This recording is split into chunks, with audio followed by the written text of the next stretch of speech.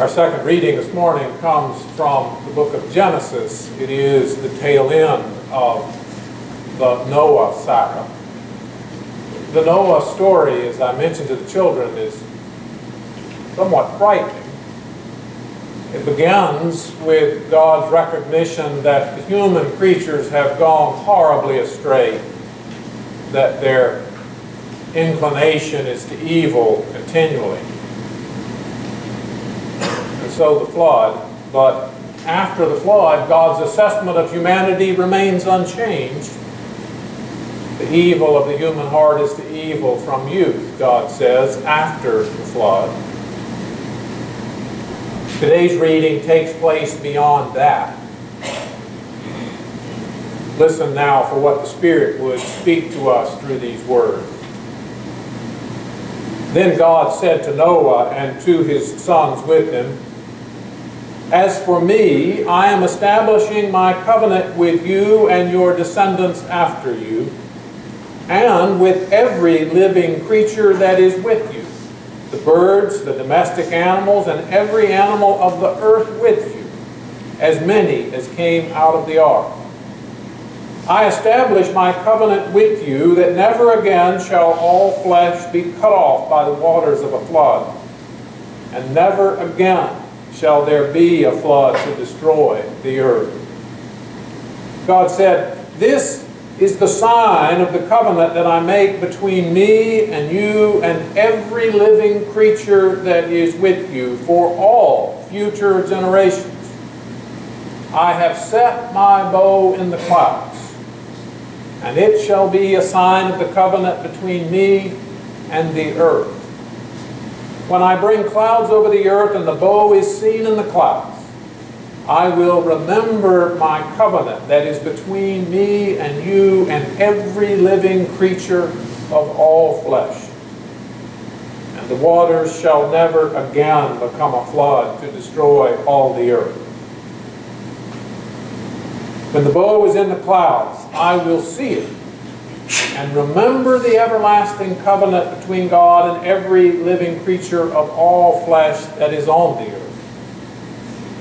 God said to Noah, "This is the sign of the covenant that I have established between me and all the flesh that is on the earth."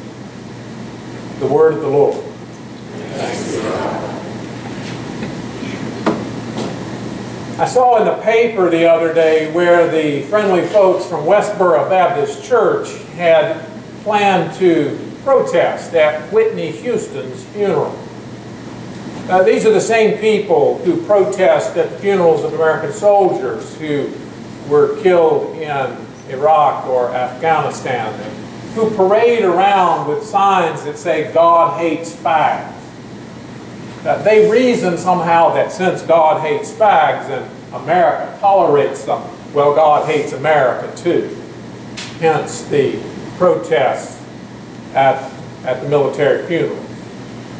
Now, to be honest, I'm not really sure why the news media even cover these folks anymore. They're a tiny little group. There's less than 50 of them. And the coverage they get is all out of proportion to any influence or support that they have. But although they are a tiny fringe group, they do share something in common with a great many people of faith. They're convinced that God hates some folks and that God has it out for those folks. Back a few years ago when Hurricane Katrina struck New Orleans, the Westboro wackos were not the only people talking about those whom God hates. Quite a few Christian preachers suggested that New Orleans was a very appropriate target for God's wrath, considering all the drunkenness and revelry and craziness that goes on there. God might well have singled it out for punishment. And even those Christians who have a hard time imagining that God did single out New Orleans sometimes look at the state of the world and shake their heads and wonder, surely someday God will just say, that's it. I've had enough. The Noah story, despite its popularity as a children's story and as a decoration motif for nurseries, is a story about a someday when God has had enough. The wonderful creation that God has made, that God rejoices over because it is very good, has become hell-bent on living at odds with the designs of its Creator, or at least the human creature has. And the Noah story begins with Yahweh saying, I have seen the wickedness of humankind that is great on the earth, and that every inclination of the thoughts of their heart is to evil continually. And Yahweh was sorry that He had created humankind on the earth, and it grieved Him to His heart. The story in Genesis depicts a God whose heart is broken over wayward creation, and whose passion issues forth, initially at least, in a desire to be done with it all, to destroy, and perhaps to start over. Noah enters into the story as a small ray of hope. There is someone on earth that pleases God, and so there is an ark. A righteous remnant will be preserved, even as chaos envelops earth once more, even as the creation descends back into the way things were in the beginning, when darkness covered the face of the deep. The Noah story doesn't really fit very well into modern notions of God as a perfect theological construct, the same yesterday, today, and tomorrow. The author of unchangeable decrees, eternal decrees that can never be undone.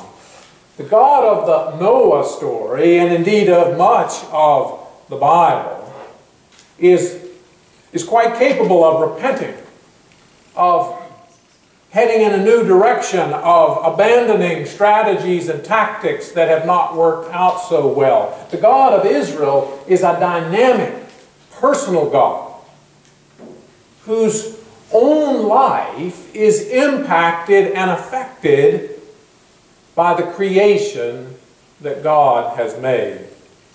And when we meet this God in our reading from Genesis today, the flood itself is already over. The righteous remnant has emerged from the ark to repopulate the earth. But curiously, the basic underlying problem has not been solved. The flood has fixed nothing. When Noah and the creatures come off of the ark, God states, the inclination of the human heart is to evil from youth. The horrors of the flood, all of that destruction, and nothing has changed. Everything remains the same. One can only imagine that God's grief continues unabated in God's broken heart. The basic problem with the human heart has not been fixed. It remains. But God, in the story, has a remarkable change of heart. God drastically alters course. The human creatures may continue to rebel against God, to resist God. Perhaps they always will. Just look at our newspaper headlines. But God will no longer meet human resistance with overwhelming force. God retires the divine armory and puts it into storage. I have set my bow in the clouds. In ancient thought, God's bow fired lightning bolts, But God says that the bow will no longer be used. God hangs it up. It's not unlike one of those old tanks or military aircraft that you sometimes see in a public park where children can climb over them, whose cannons have been plugged up and whose engines have been removed. Threats no more. Only artifacts and reminders. God's retired bow is now just a reminder. The dangerous weapon of war now decorates children's bedrooms and elicits oohs and ahs when it appears after a rain shower. And according to the story, the reminder is as much for God as it is for us.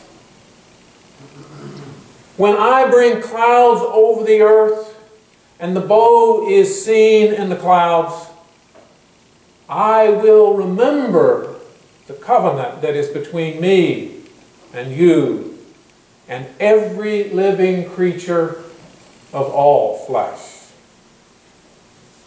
Now, it may seem odd to speak of God needing to remember, God needing a reminder of the covenant that God makes. But when you consider how unwilling the human creatures seem to be to live and play by God's rules, when you consider how even those people who call themselves the people of God so often pay lip service to God, all the while ignoring what Jesus tells us to do, it's not too hard to imagine a day when God says, that's it, I know what I said long ago, but I can't take it anymore, I won't tolerate it anymore. But then there is the bow, mounted in the sky, retired and disarmed. It is difficult to overestimate the costly commitment that God makes at the end of the flood story. Yahweh has forever committed to this wayward humanity that is forever breaking God's heart. Despite the pain that we cause, despite God's broken heart, the bow remains in the clouds, a constant reminder of God's commitment. And this refusal to abandon humanity, despite how we grieve God, must inevitably lead to something like the cross. Humanity remains hell-bent on going its own way, but God has sworn off coercive power as the solution. The bow is retired, and so God adopts a very different strategy, a much more costly strategy. Covenant relationship, even when suffering is required. Power made perfect in weakness on a cross. Even we Christians who mention the cross all the time have trouble making sense of it all. We reduce it to trite salvation formula, a cosmic loophole that God created to let some of us get into heaven. But that trivializes it terribly.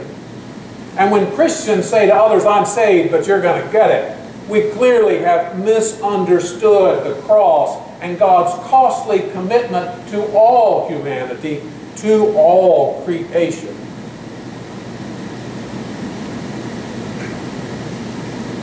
When Jesus tells a rich man to give away all that he has and come and follow, when Jesus says that his followers must be willing to lose themselves, even their very life, for the sake of the gospel, I suspect that most of us hope he's not speaking directly to us.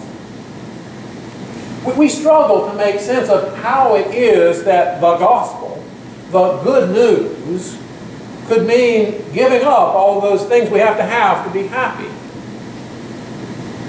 We're baffled at the idea that the good news would cost us something, maybe even cost us our lives.